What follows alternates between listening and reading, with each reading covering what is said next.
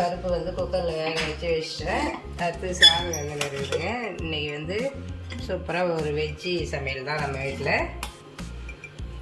ஒரு விஷயம் நம்ம பண்ணக்குள்ள வேணான்னு யார் சொல்கிறாங்களோ அப்போ தான் நம்மளுக்கு வந்து அதை செய்யணும்னு தோணும். அதனால் ஒருத்தவங்களை வந்து எதையுமே வந்து இது செய்யாத இதை பண்ணாதுன்னு சொல்லாதீங்க.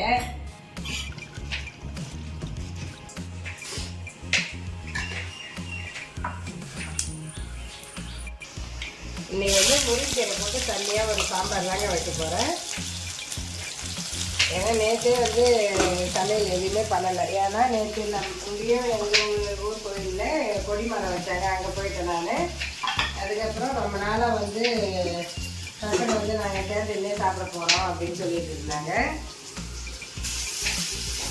கேன்டீனில் சாப்பிட போகிறோம் பூமர் மாதிரி நாங்கள்லாம் வீட்டில் இருந்து சாப்பாடு எடுத்துமே டெய்லி சாப்பிட்றோம். எல்லோரும் ஃப்ரெண்ட்ஸ் எல்லாம் கேன்டீன் போகிறாங்க அப்படின்றாங்க. வீட்டிலேருந்து சாப்பாடு எடுத்து சாப்பிட்றது பூமரா? நாகப்படைக்குள்ளா கவர்மெண்ட் ஸ்கூலில் சாப்பாடு போடுவாங்க.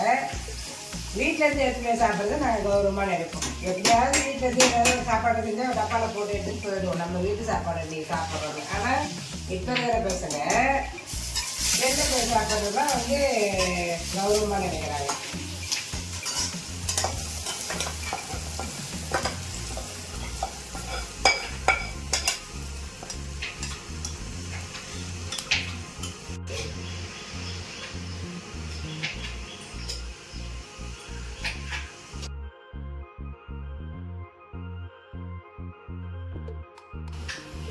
கீரை சாம்பார் வந்து நல்லா இந்த மாதிரி தண்ணியாக இருந்தால் எங்கள் வீட்டில் எல்லாருக்குமே பிடிக்குங்க.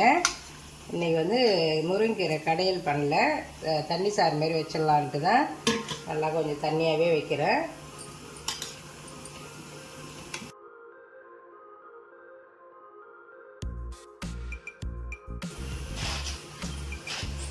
காலையில் பிரேக்ஃபாஸ்ட்டுக்கு ராகி சேமியா செய்ய போகிறேன். இனிப்பு போட்டு ராகி சேமியா செய்ய போகிறேன். இது அப்படியே கொஞ்சம் நேரம் தண்ணியில் கொஞ்சம் நேரம் ஊற வச்சிக்கலாம்.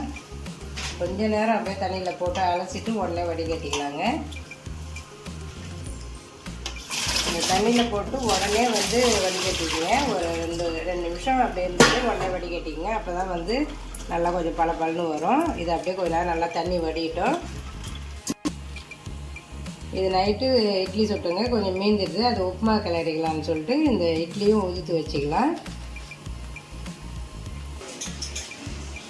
கொஞ்சமாக வந்து சின்னதாக ஒரு நெல்லிக்காய் சைஸ் அளவுக்கு புளி எடுத்து ஊற வச்சுருந்தேன். அதை கரைச்சி சாம்பாரில் சேர்த்துக்கலாம். கீரை போட்டு ஒரு 2-3 ஒரு 4-5 நிமிஷம் கொதிச்சா போதுங்க.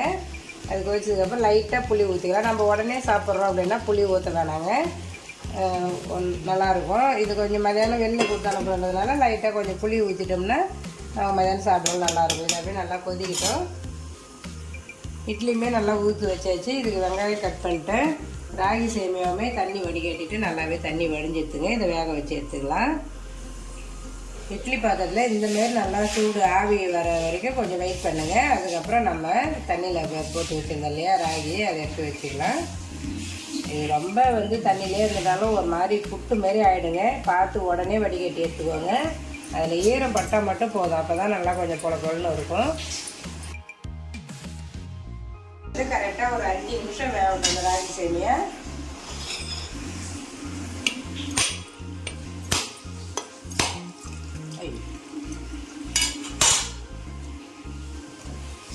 இந்த தேங்காய் தண்ணி உடச்சி நான் எங்கள் வீட்டில் இதை நான் தாங்க குடிச்சிடுவேன், எனக்கு ரொம்ப பிடிக்கும்.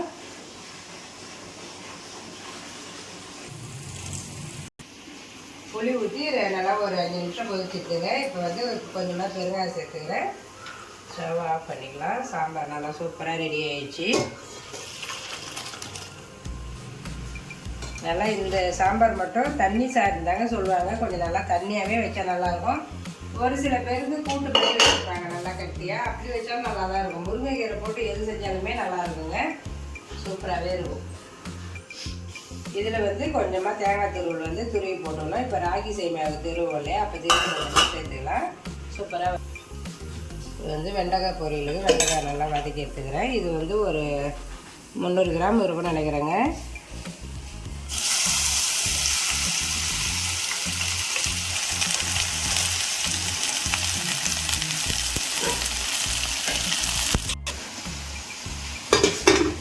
இது நல்லா ஒரு 5 நிமிஷம் நல்லா சூப்பராக வெந்துட்டுருங்க. ஸ்டவ் ஆஃப் பண்ணிக்கலாம்.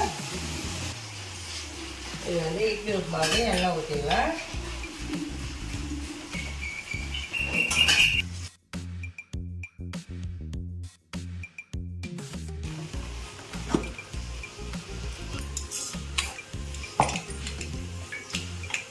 கடுகு நல்லா போடுங்க. கடலைப்பருப்பு ஒரு ஸ்பூன் சேர்த்துக்கலாம். ஒரு காஞ்ச மிளகாய் கட் பண்ணி வச்சுருந்தா அதையும் சேர்த்துங்க. ஒரு கொத்து கருவேப்பிலை, வெங்காயம் நல்லா கொஞ்சம் சேர்த்துங்க. இப்போ இந்த உப்புமாவுக்கு கலவை நல்லா சூப்பராக இருக்கும் டேஸ்ட்டு.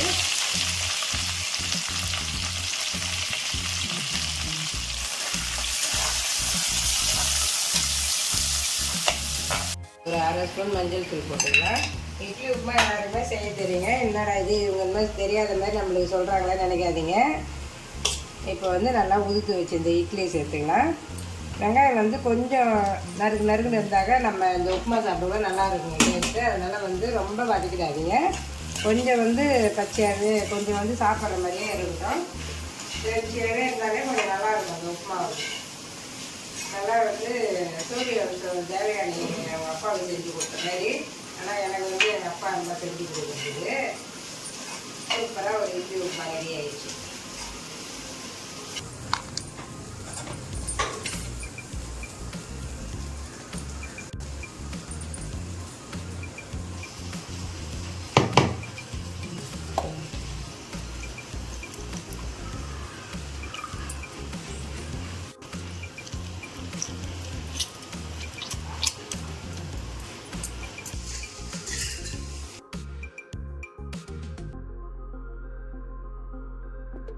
வீட்டுக்கு சர்க்கரை சேர்த்துக்குவாங்க, இல்லை நாட்டு சர்க்கரை இருந்தால் கூட சேர்த்துக்கலாங்க. நான் வந்து சர்க்கரை தான் சேர்க்குறேன், வெள்ளை சர்க்கரை தான். அதுக்கப்புறம் இதில் கொஞ்சமாக ஒரு பிஞ்சு வந்து உப்பு போட்டுக்கலாம். ஒரு 1/4 மூடி தேங்காய் எடுத்துக்கிறேன், அதையும் போட்டுக்கலாம். ஏலக்காய் உங்களுக்கு பிடிக்குன்னா ஏலக்காய் வந்து பொடி பண்ணி சேர்த்துக்கோங்க.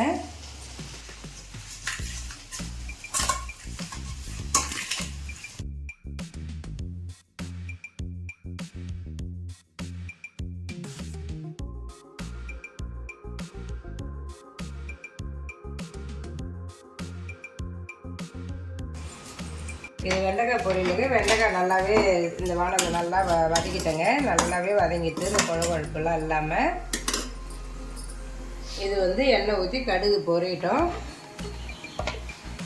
கடுகு நல்லா பொரிஞ்சு நல்லா பொரியாக கட் பண்ண வெங்காயம் சேர்த்துக்கலாம்.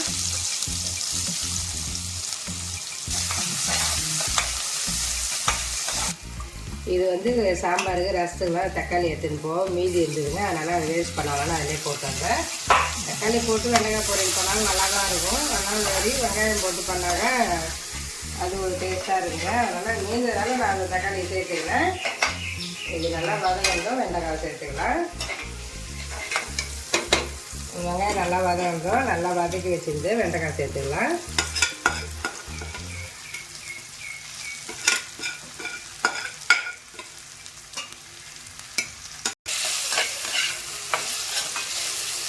மஞ்சள் தூள் சேர்த்துக்கிறேன். நீங்கள் காரத்துக்கு வரை பச்சை மிளகா கூட சேர்த்துக்கலாங்க. பச்சை மிளகா சேர்க்கல, கொஞ்சமாக மஞ்சள் தூளும் குழம்பு மிளகாத்தூள் ஒரு 1/2 ஸ்பூன் சேர்த்துக்கிறேன்.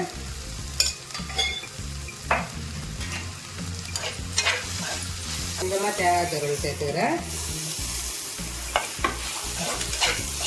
இது வந்து தேங்காய் துருவல் வந்து நம்ம விருப்பமாங்க, வேணும்னா சேர்த்துக்கலாம், வேணும்னா அப்படியே கூட விட்டுடலாம். வெண்டைக்காய் பொரியல் வந்து தேங்காய் போடணும்னு அவசியம் இல்லை. நான் இருந்ததுனால கொஞ்சமாக போட்டுக்கிறேன். நல்லா சூப்பராக வந்து வெண்டைக்காய் பொரியல் ரெடி ஆயிடுச்சு.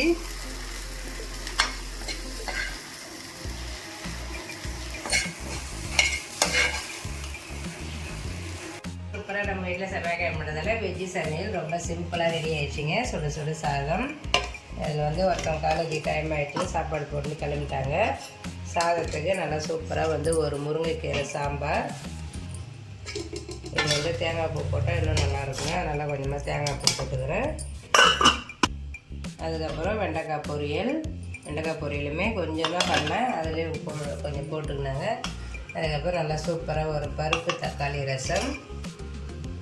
நல்ல பிரேக்ஃபாஸ்ட்டுக்கு ராகி சேமியா, தேங்காய் பூ சர்க்கரை போட்டு சூப்பராக ஒரு ராகி சேமியா. அதுக்கப்புறம் நைட்டு சுட்ட இட்லி ஒரு 5 இட்லி மீந்துடுத்து அதையுமே உப்புமா செஞ்சுட்டேங்க.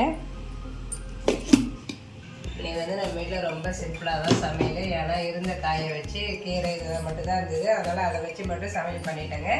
இன்றைக்கி போய்ட்டு காயெல்லாம் வாங்கிட்டு வந்து வைக்கணும். எதுவுமே நேரத்தும் போகல, என்னால் வெளியே கொஞ்சம் போக முடியல. நம்ம கோயில் கொடிமரம் வச்சாங்கன்னு சொன்னேன் இல்லைங்களா, அங்கே போயிட்டு வந்தால் கொஞ்சம் டயர்டாகிடுச்சு, அதில் காய் வாங்கவே போகல.